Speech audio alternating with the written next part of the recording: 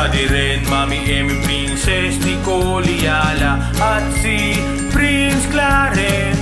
Mag-i-enjoy kayong sila'y kasama. Papam-pam-pam, bansang pamilya. Papam-pam, samahan natin sila. Fun-filled na banding ng pamilya.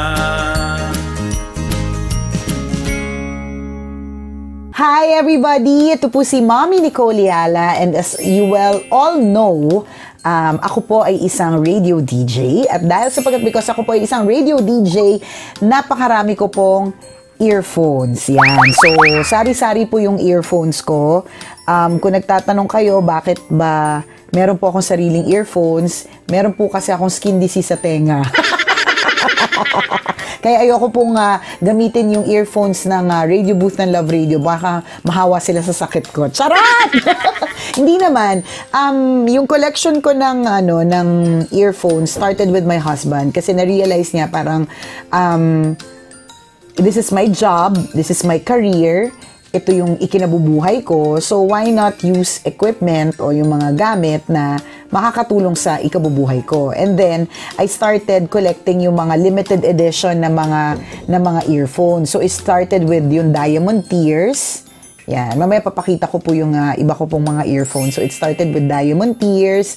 Tapos pagkatapos nun, bumili rin ako ng limited edition na Bluetooth na earphones, tapos yung Ariana Grande na favorite ko na earphones, yun po. And then now, kabisyo, dahil 90th, diba? 90th anniversary ni Mickey Mouse, when I found out na meron siyang limited edition na headset, hindi po ako nag-atubili na nabili nito. Although medyo may kamalan siya. Ganun talaga kasi expensive talaga kapag limited edition. I'm not really a Mickey Mouse fan, but since mahilig kami mag-Disneyland ng aking family, diba, might as well, karirin ko na yung pagkakaroon nito. Total naman, pwede ko siyang gamitin on air. So now, I'm going to unbox it. Okay.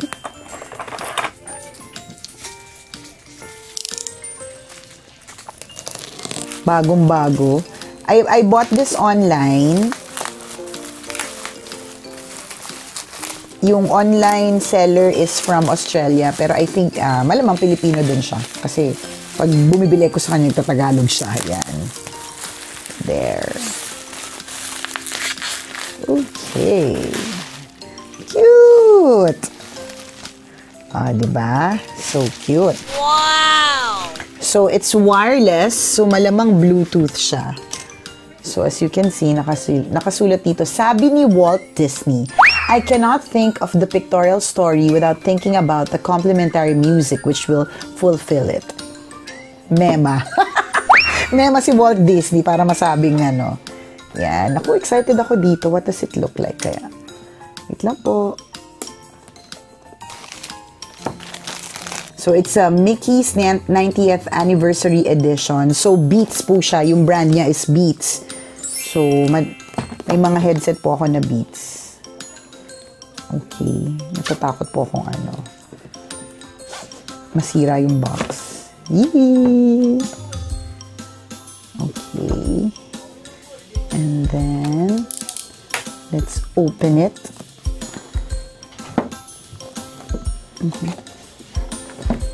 Ganyan po talaga pag hindi kumakain ng gulay. Hindi po mahila. Okay. Wait lang. Ano ba? Dalawa kasi. Okay. Dalawang kamay gamitin mo, Nicole. Ooh! Music makes magic. Wow! Yay! So, I'll open it. Cute may paganto pa. Ay! You can use it as a pin. Pin po siya, guys. So, tatanggalin ko po siya. Di ba? Pin siya. Yay! So, lagay natin dito. Aray, natusok ako. Mamaya ko na ipipin. Ang sikip po ng ko. Ito palang winner na kaya pala medyo mahal. Kasi yung mga ganito, binibili siya sa Disneyland as a souvenir. So, this is Diba? 90th anniversary. Tapos nakalagay yung logo ng Beats. Alright. And then, it comes with a gray pouch. Yay! Ganda. Hindi ako masyadong Mickey Mouse fan, pero nakaka-excite. Nakaka-excite naman yung itsura niya. Dan-dan-dan-dan-dan! Oh! Ang ganda niya! Hindi ako nagkamali sa sa pagbili sa kanya. Oh! Wow! See? Wow! Ang ganda! Super! So, meron po siyang, I guess, dahil meron pong ganito, yan, kita nyo po ba yan, guys? Okay, it says here that you can use on-ear controls for wireless mode. So, pwede mag-answer ng calls. And this one, kung gusto mong wireless, this is where you charge it. Yan o, yan yung charging. Tapos, ito yung connector para kung gusto mo ng wired. Oh, diba? It's so nice. It's so nice. Ganda! Cute! Okay, so, put it there. And then, ano pang mga nasa ilalim? Huli na. Dapat meron, di ba? Saan yung wire niya?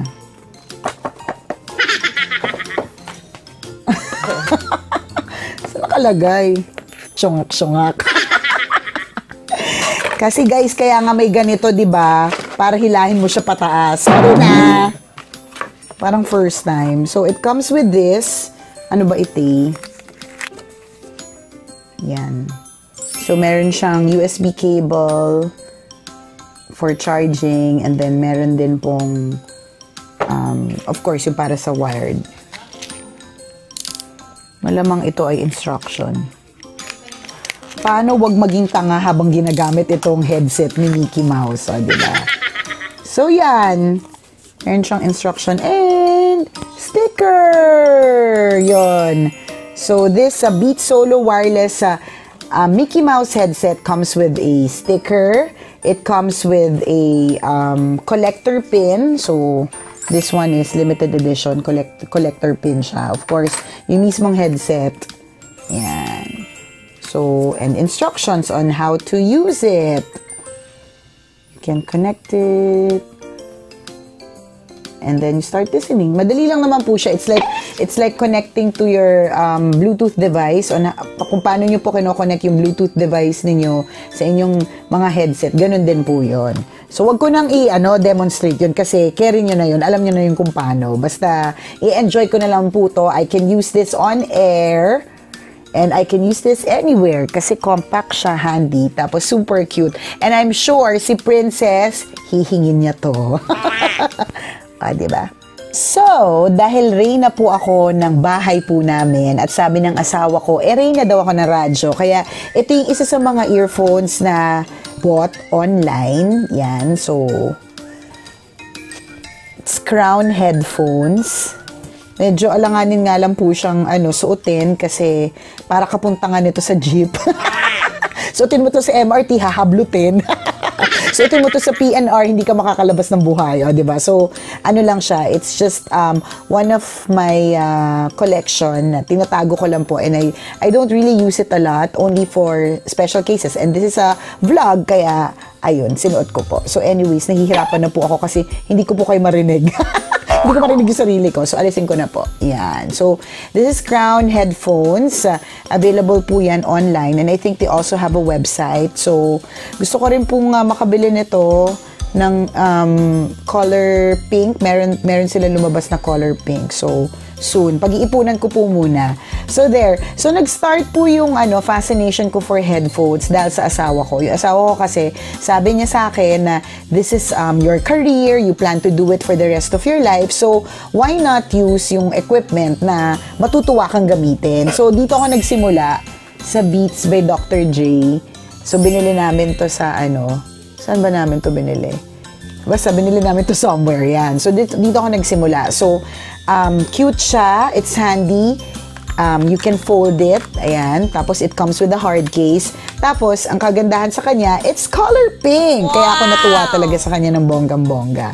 And then, nung minsan na pumunta po kami ng Hong Kong, napunta ko dun sa, di ba sa airport, meron dong electronic store. So, dun sa airport, nakita ko na, ito yung una ko nakita, Diamond Tears. Sobrang ganda niya kasi 'di ba, tingnan mo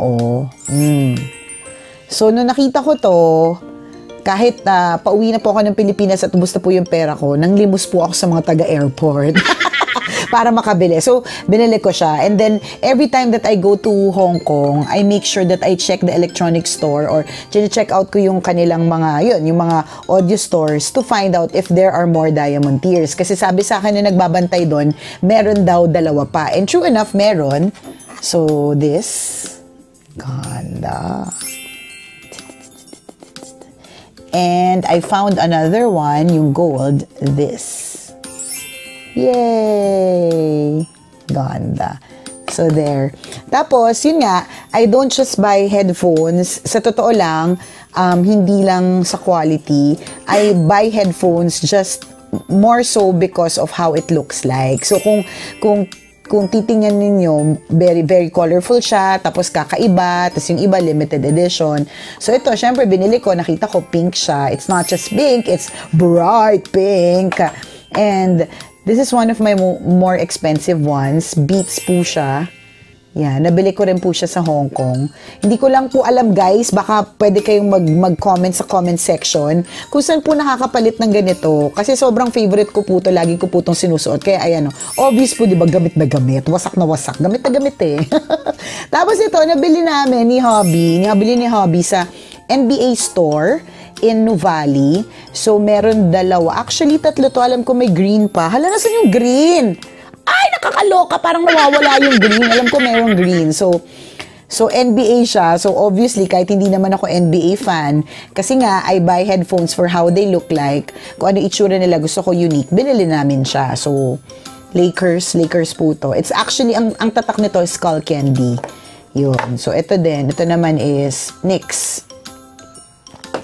And then, of course, yung lagi ko rin sinusuot on air, yung aking Ariana Grande headphones, yan, cat ears. Sobrang ganda kasi umiilaw, tapos it's Bluetooth, yun. So, kung mapapansin niyo, almost all of my, or all ng aking headphones they have the Bluetooth function, yun. So, pwede siyang wireless, pwede siyang wired.